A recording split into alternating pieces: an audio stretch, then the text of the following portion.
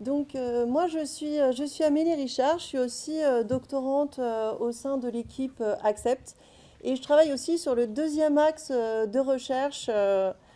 Voilà, ma thèse va parler de l'art de s'en passer, finalement. Ça peut aussi rejoindre les soins palliatifs. Euh, voilà, il y a un art de bien administrer un médicament. Il peut y avoir un art, plus grand encore parfois, de quelquefois savoir s'en passer. Donc c'est une thèse sur travaux qui s'étalent en fait sur un temps un peu long qui a été commencé en 2018. La première idée, ça a été, ben, on peut avoir parfois des petites routines en consultation de médecine générale, par exemple, de prendre la tension. Est-ce qu'on pourrait se passer de ce geste? Donc il y a une première étude qualitative auprès des patients et des médecins. Donc les médecins étaient attachés au fait de mesurer la pression artérielle, mais les patients pas forcément. Donc il y avait une discordance. Dans les suites, on a fait une étude quantitative qui a montré qu'effectivement, il y a 60% des patients qui seraient tout à fait d'accord pour qu'on ne leur mesure pas la pression artérielle en consultation. Donc l'idée, voilà, de faire d'autres choses en consultation que nos routines habituelles.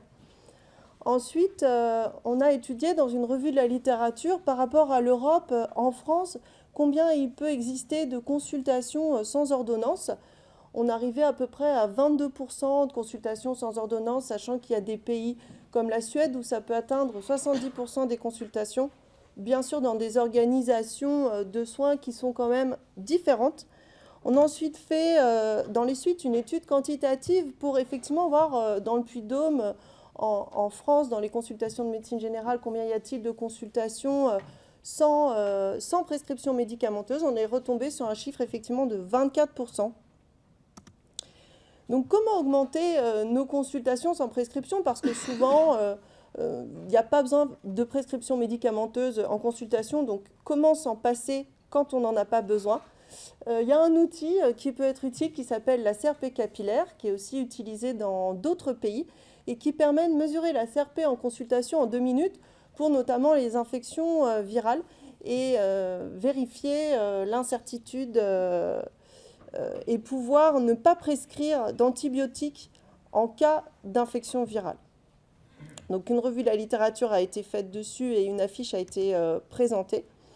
Et un protocole d'étude avec la CRP capillaire a été soumis récemment comme article de protocole d'étude pour pouvoir étudier cette CRP capillaire sur un plus vaste champ d'application avec plus de médecins. Une étude pilote avait quand même été faite sur une centaine de patients dans des maisons de santé du Puy-de-Dôme pour voir comment cette CRP capillaire était utilisée. Donc là, il y a un article aussi en cours d'écriture. Dans les interventions non médicamenteuses, alors là, vous voyez le jeu des échecs, mais effectivement, on peut s'intéresser aux interventions non médicamenteuses et notamment le jeu des échecs peut aussi aider dans les troubles du neurodéveloppement et c'est un axe qui a aussi été étudié. Voilà. Donc, au prochain congrès national des enseignants généralistes, nous ferons un atelier déprescrire pour les nuls ou réviser une ordonnance. Voilà, je vous remercie de votre attention.